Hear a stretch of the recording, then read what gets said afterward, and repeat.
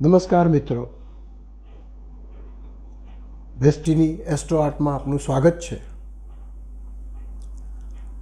આજનો વાર્તાલાપનો વિષય છે ડરથી ડરવું જોઈએ. આમ તો મનુષ્યને ઈશ્વરે જીવન એક અમૂલ્ય ભેટ આપી છે અને ઋષિ મુનિઓના વખતથી જોઈએ તો એમણે પણ આયુષ્ય સરેરાશ 120 વર્ષનું ગણ્યું. પણ હવેના જમાનામાં આયુષ્ય સરેરાશ 60-70 વર્ષના થઈ ગયા છે એ જુદી વાત છે.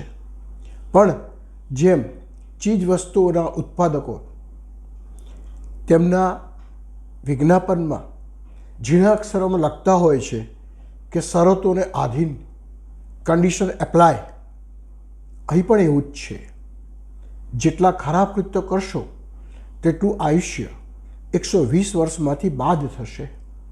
અને આ અમૂલ્ય જીવન સાથે અન્ય ચીજ પણ એક પર એક ફ્રી મળે છે, જેમાં સૌથી મોટી વાત છે ડર, અર્થાત ભય કે બીક.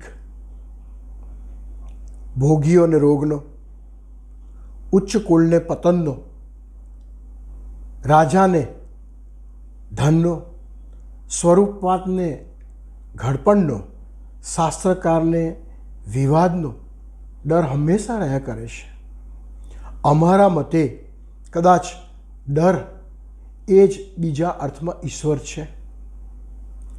ભયથી મનુષ્ય દુઃખી થાય છે. ભયથી જ મનુષ્યમાં બુરાઈ કે છળકપટ આવે છે અને ડરથી જ ઘણા કિસ્સામાં મૃત્યુ પણ થાય છે. આ જગતમાં ફક્ત વૈરાગી જ ડર રહિત હોય છે. માટે જીવનમાં એક ચીજથી હંમેશા ડરવું જોઈએ, જેને ડર કહેવાય છે. ઘણા લોકોમાં ડર એક ગ્રંથિ બની જાય છે, જેને ફોબિયા કહે છે.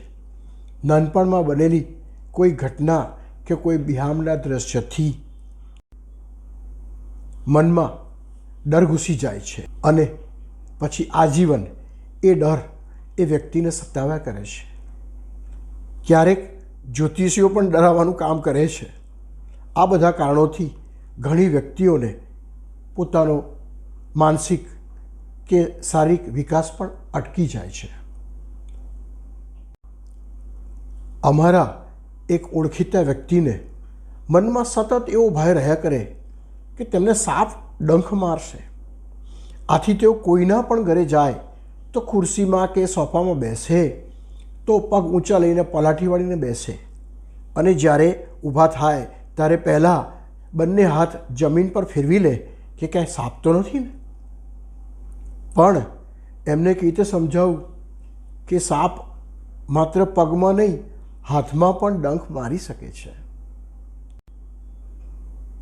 એકવાર બે મૃતકો એટલે કે મૃત્યુ પામેલી વ્યક્તિઓ એકબીજાને મળ્યા.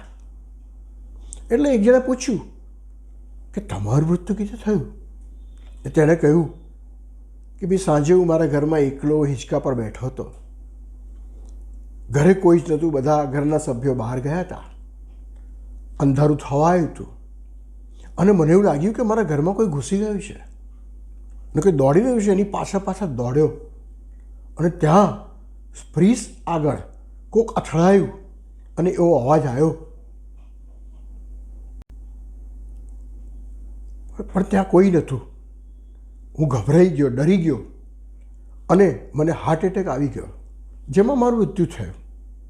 એટલે પેલાએ કીધું કે ભલા માણસ, તમને ફ્રીજ આગળ અવાજ આવ્યો તો તમે જો ફ્રીજ ખોલીને જોયું હોત તો હું આટલી બધી ઠંડીથી ના મર્યો હોત અને તમે હાર્ટ એટેકથી ના મર્યા હોત. જો કે આ બધી વાત ચેતન અને અચેતન મન વચ્ચેની છે. જ્યોતિષશાસ્ત્ર પ્રમાણે આ ઘટનાઓ ક્યારે થશે કે આ ઘટનાઓ માટે કયા ગ્રહો ભાગ ભજવશે એની વાત કરીએ તો સૂર્ય અને મંગળ એ સાહસ પરાક્રમના ગ્રહો છે, શૂરવીરતાના ગ્રહો છે.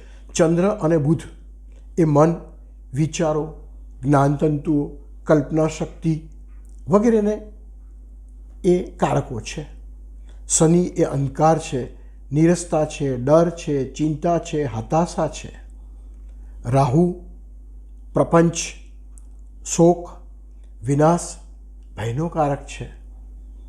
જ્યારે ચંદ્ર રાહુ, બુધ રાહુ કે શનિ રાહુ વગેરેના સંબંધો થાય ત્યારે જાતકના મન અને તેનાથી તન પર વિશેષ નકારાત્મક અસરો થતી હોય છે. જેમાં ખાસ કરીને રાહુચંદ્રની અસરો વધુ પડતી થતી હોય છે.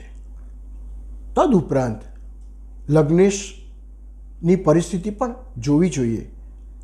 કેમ કે લગ્નેશ એટલે આપણો દેસ્થાનનો સ્વામી છે. આપણું દેસ્થાન કેટલું નબળું થાય છે એના પર પણ આ બીજા ગ્રહોની માઠી અસરો પડતી હોય છે.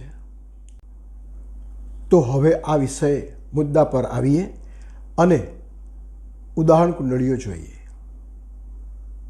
આ કુંડલી વૃષભ લગ્નની છે, સ્ત્રી જાતકની છે. આ કુંડલીમાં લગ્ને શુક્ર મીનમાં ઉચ્ચનો થાય છે, પણ તે ગુરુ એટલે કે શત્રુક્ષેત્રી કહેવાય. સાથે ચંદ્ર રાહુ પણ એની સાથે યુતિમાં જોડાયેલા છે. જાતકનું આત્મબળ લગ્નેશ પર નિર્ભર કરે. આત્માકારક સૂર્ય પણ શનિના ઘરમાં શત્રુક્ષેત્રી થયો છે. ઉપરાંત વૃષભ લગ્નમાં કેન્દ્ર ત્રિકોણનો સ્વામી એટલે કે યોગકારક ગ્રહ શનિ 8મે મંગળ સાથે અશુભ યુદ્ધિમાં બેઠો છે. નૈસર્ગિક કુંડલીમાં ત્રીજો ભાવ અર્થાત ખભા કે જે જાતકનું નૈતિક બળ કે સાહસ પરાક્રમ અને વધુમાં અજાગૃત એટલે કે સબકોન્શિયસ માઇન્ડનો નિર્દેશ કરે છે. આ ભાવનો સ્વામી ચંદ્ર રાહુથી પ્રબળ દૂષિત થયો છે. 5મે પ્રેમ અને લાગણીના ભાવમાં કેતુ બેઠો છે એટલે ઓબ્સ્ટેકલ અવરોધ આપે. 8મે મંગળ શનિ રહ્યા છે, જેમાં મંગળ અને ગુરુનું 8મા અને 12મા ભાવ વચ્ચે પાછું પરિવર્તન યોગ થયો છે. શનિની દ્રષ્ટિ ચતુર્થ ભાવના સ્વામી સૂર્ય પર છે. ચોથો ભાવ એટલે ઈચ્છાઓનો માળો અને 12મા મોક્ષના ભાવના સ્વામી મંગળની દ્રષ્ટિ 11મા ભાવ પર પડે છે. આમ કુંડલીનો ચોથો સુખ ભાવ, ત્રીજો સાહસ અને પરાક્રમનો ભાવ, 11મો ભાવ એ દૂષિત થયા અને લગ્નેશ પણ દૂષિત તો થયો છે. આ સ્ત્રી જાતકને હંમેશા ડર રહેતો કે બધા મારી સાથે પ્રેમનું માત્ર નાટક કરે છે અને મને છેતરે છે. મારા જેવી સ્વરૂપવાન સ્ત્રી બીજી કોઈ છે જ નહીં, માટે મારો દુરુપયોગ કરવા માગે છે, મને તરછોડી દેશે. આ કારણે જ ચંદ્ર રાહુની અસરોનો પીછો છોડાવવા તેણે આત્મહત્યા કરી હતી. આ કુંડલીમાં લગ્નેશ સૂર્ય ત્રીજે પોતાની નીચ રાશિ તુલામાં શનિના ઘરમાં બેઠો છે. ચોથા સુખ સાવનો સ્વામી મંગળ ચંદ્ર અને રાહુ સાથે 12મે બેઠો છે. છઠ્ઠા ભાવથી શનિની કેતુયુક્ત દ્રષ્ટિ 12મા ભાવ પર બેઠેલા ચંદ્ર રાહુને મંગળ પર પડે છે. આ જાતકના મનમાં એવો ડર છે કે તેને લોકો ખોટા કાવતરા અને આક્ષેપો કરીને જેલમાં પૂરી દેશે. આ કારણોસર જ્યાં જ્યાં કાયદેસર જવાબદારીથી સહી કરવાની આવે તે જવાબદારીથી દૂર ભાગે છે. વાહન ચલાવવાનું ટાળે છે કે સામેવાળાની ભૂલને કારણે પણ અમારે જેલમાં જવું પડે તો. એઓ હંમેશા પોતાના બચાવમાં જ રહે છે. રસ્તા પર પોલીસને જોઈને બી અંદરથી તો ફફડી જાય છે. આ કુંડલીમાં 7મ ભાવથી ગુરુની દ્રષ્ટિ લગ્ન ભાવ પર અને લગ્ને સૂર્ય પર હોવાથી હજુ સુધી કોઈ ખરાબ ઘટના બની નથી. મકર લગ્નની આ કુંડલીમાં લગ્ને શનિ, લગ્નમાં ગુરુ કેતુ સાથે રહ્યો છે. 7મા ભાવમાં સ્વગૃહી ચંદ્ર સાથે રાહુની યુતિ પણ છે. 12મે શુક્ર, મંગળ, સૂર્ય અને બુધ રહ્યા છે. આમ તો 12મા ભાવમાં પ્રવજ્ય યોગ થાય છે. સૂર્યની સાથે હોવાથી શુક્ર, મંગળ અને બુધ અસ્ના થઈ ગયા છે, જેમાં શુક્ર પંચમેશ અને કર્મ ભાવનો સ્વામી એટલે કર્મેશ થાય છે. મંગળ ચતુર્થેશ અને લાભેશ થાય છે. બુધ છઠ્ઠેશ અને ભાગ્યેશ થાય છે. આ જાતકને એવો ડર સતાવા કરે છે કે કોઈ મને ઝેર આપીને મારી નાખશે. આથી પ્રત્યેક વ્યક્તિના તેને વિશ્વાસ આવતો નથી. બહાર કોઈના ઘરે પણ કશું ખાતા પીતા નથી. ઘરે પણ કુટુંબના સભ્યો જમીને પછી જ જમે છે. આવા અસંખ્ય ઉદાહરણો છે કે જેમાં લગ્નેશની પરિસ્થિતિ નબળી પડે અને ચંદ્ર રાહુના સંબંધ થાય કે ત્રીજો ભાવ, જેને આપણે સબકોન્શિયસ માઇન્ડ કહે છે, તે નબળો પડે, તો આવા જાતકો એ હંમેશા ડરમાં રહે છે. એમને ડર કે કોઈ પ્રકારનો ફોબિયા થઈ જાય છે. આ માત્ર ને માત્ર ગ્રહોનું કારસ્થાન છે. આ કોઈ માનસિક બીમારી નથી. પ્રેમમાં પણ ડર સમાયેલો હોય છે. એટલે સારે કીધું છે કે લફ્ઝો કી તરહ તું મુझसे किताबों में मिला कर, अगर दुनिया का डर है तो ख्वाबों में मिला कर. તો મિત્રો, આ તો આજનો વાર્તાલાપ, અને આપણને આ વાર્તાલાપમાં રસ પડ્યો હોય, આપને ગમ્યો હોય તો જરૂરથી લાઈક કરશો.